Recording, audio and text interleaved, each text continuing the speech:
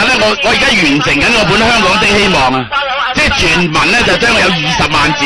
其實我係作出一個預測嘅。我香港最後我嘅結論咧就係香港嘅民主，我哋係會不停奮鬥，但最後結果係要大陸實施咗全面嘅民主，香港先會有真正嘅民主。咁大陸幾時會實施香港民主？係喺2020年至2025年呢5年入邊，我覺得我嘅推斷係唔會錯嘅。即係點解咁樣推斷法嚟？咁點解咧？阿聰哥話俾你聽嘅，喺呢個恐怖在線算到呢你俾你交俾阿蕭生。咪呢個係用即係睇翻世界歷史同埋經濟嘅發展嘅趨勢嚟講，計算到嗰刻大陸嘅經濟走下坡，而家個矛盾鋭化到咧係嗰個統治階層已經冇晒呢個統治意志力去鎮壓嘅，根本就係、即係有少少似而家埃及咁樣，好似而家埃及咁樣。即係你記得莫巴拉克，佢冇理由同你搏命嘅，其實係佢做咗30年總統，佢點解仲要同你搏命嘅？揾夠啦，係嘛？而家佢個仔又做唔到總統啦，係。咁我哋飛去沙地喂，但係2020年啊，習近平都唔做夠8年喎。咪習近平佢做完又有新，係咯，下一個。咁每一個都比上一個軟弱嘅。但係嗰個未揾夠錢，咁點算咧？做到呢個級數咧，早揾夠錢。咁佢仲要做嚟做咩？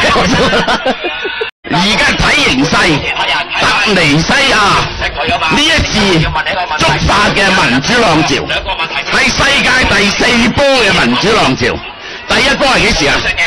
係第1次世界大戰之後，歐洲嘅帝國解體。第2波嘅民主浪潮就係第2次世界大戰之後，啲殖民地開始紛紛獨立。第3波咧就係蘇聯解體。係蘇東波，而家呢個咧第4波，去到呢一啲靠經濟發達而抑制人權民主嘅國家獨裁政權，紛紛倒台，係咪啊？哇，好驚喎，就嚟到呢邊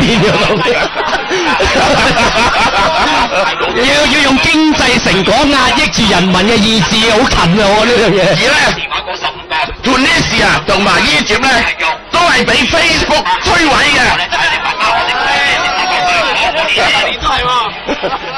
同社民連一樣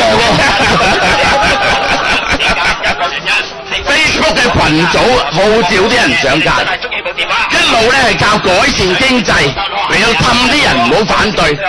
原來咧埃及人其實冇中國人嘈得咁犀利，中國人維權仲犀利。你知唔知中國人咧每年有幾多人上訪啊？有1000萬人上訪，日日都拆遷，日日都欺壓啲人。喂，中國人嘈得犀利過埃及人好多噶，估唔到埃及人咧一下就嚟呢一樣嘢。如果今日中國係有100萬人上街，我話俾你聽，而家嘅北京政權係冇人有力量叫到軍隊鎮壓。係冇得鎮壓，鄧小平唔喺度，係冇人可以鎮壓，可以喺一夕之間改變。呢個翻嚟講香港嘅民主問題，第一，自從04年以來，我所做嘅嘢，我唔係參加政治工作，我係慢慢教大家點樣諗嘢，點樣實際上個力量唔係喺政黨嗰度，係喺人嘅思想嗰度，喺公民嘅力量嗰度，呢啲力量慢慢凝聚而成。尤其是新式嘅傳媒係打擊專制政權最有利嘅因素。我哋不停喺度掙扎，我哋不停喺度做，我哋唔知道幾時有成果，但係唔緊要，人生喺度慢慢喺度變緊，終於有人係會有成果嘅，係咪？